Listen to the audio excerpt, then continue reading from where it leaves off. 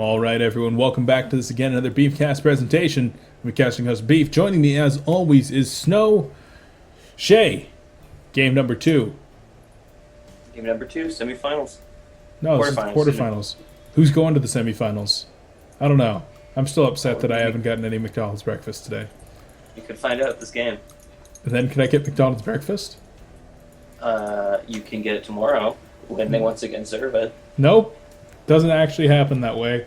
I actually have a friend that worked at McDonald's once, and well, she told me that they don't actually serve breakfast every day. Really? No. That's a totally silly statement. We're getting on into this game. In the top left-hand corner of TSL Antigua, it's going to be the admin for the Buzz Open. He's the Pink Terran. Down in this series, 0-1, he's Eyebrows. And in the bottom right, facing him is BestWorldX, wearing the purple trunks, looking for a chance to get to the semifinals if he can pull off a win in this game here on Antigua Shipyard.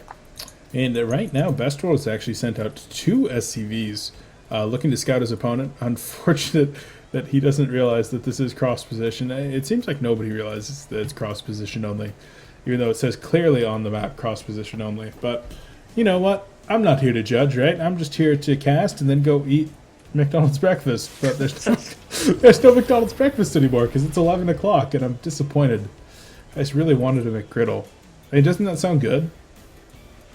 Yeah, they're coming off the menu here in Canada, so. Are they really? Yeah. Dude, that's highly unfortunate. I think they're replacing with something even worse. I think you can get like an actual kind of a stim pack now that just has it in the... You can just kind of take it straight in. Oh, that's good. And so we do see both of those SCVs, after scouting that his opponent is in cross position, have kind of met up over here at the natural third for an absent player to drop double proxy racks. And with those double proxy racks joining the 1 racks back at home, this is actually going to be 3 racks aggression. And look at that, a command center coming out of Eyebrows, going to be going CC first. Look how close these 2 players are to one another right now. They are actually like a stone's throw away from each other, but they can't see each other. How sad.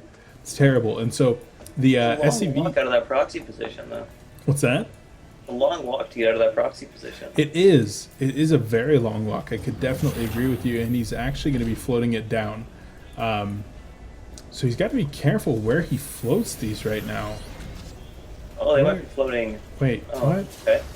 I guess he wants to build double... What?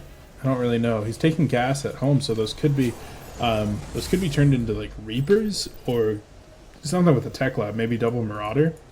Sure. Maybe they're just I'm not sure. Anyway, so back at home though, the SCV did try to make its way into BestWorld's base, but BestWorld already covered there with the full wall up and Marines covering right now. So Eyebrows has no clue what's going on in his base and would have no clue that there are actually 2 racks. You know, just a hair away from his base. 2 turrets going down here already. Doesn't want anything like what happened last game to happen. Oh my god, yeah. That would be awful. He messaged me after that last game and was like, oh, more harassment, right?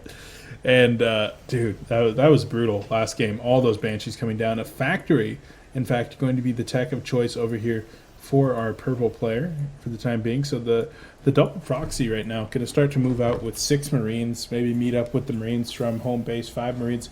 They're going to start to move out here at the same time. So a total of like 11 Marines going to be moving out and working off of only 1 racks for the time being, going straight into that factory tech. And the racks even going to start to make a tech lab here, so delaying his production even more. No bunker at the front.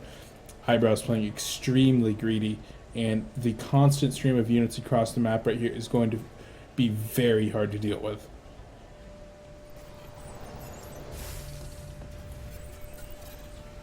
Those Marines are going to be spread out at the top of the ramp here, trying to make sure that they can deflect anything that might be coming in, but unfortunately for them, there are like 12 Marines going to be coming in right now, and 12 versus 5, those are not good odds, even if you are a Spartan, which Eyebrows might just be. 1 Marine does end up finally falling there, and with all these SCVs being pulled off right now, the Marines are forced to stutter step around a little bit. 1 Marauder in the back going to be putting out a little bit of damage as well, and the Marauder does finally get cleaned up. The Mules and the SCVs on the low ground there will be cleaned up as well, in addition to the possibly missile turret going down at home right now for our purple player. Starport going to be going down as well with a reactor, so Medevac's most likely going to be the follow-up here. The Starport going to be coming out with a tech lab here for our pink Terran, going to be looking to save himself in this game with some Banshees. So he does have a tank, but no siege research yet, so holding the high ground, it's doable, because there's only 6 Marines down there, and especially since he gets the bunker down. Unfortunately, this one Marine is being rallied right out into death, but... Yeah, and right now the unit loss tab looking heavily in favor of our purple Terran, losing about a third of the units as his opponent. And unfortunately for Eyebrows in this game, so far anyway, he's sort of been a victim to himself in the sense that he went early tech lab, he built 4 turrets that were meaningless. Didn't decide to take an economic way of scouting. Instead, he just sort of preemptively put these things down, worrying about what happened last game instead of scouting it out this time to make a more economic decision. Are you seeing what I'm seeing here? Bottom right-hand corner of Eyebrows base?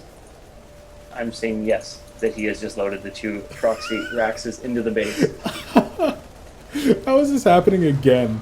That there just happens to be proxy Raxes inside of someone's base.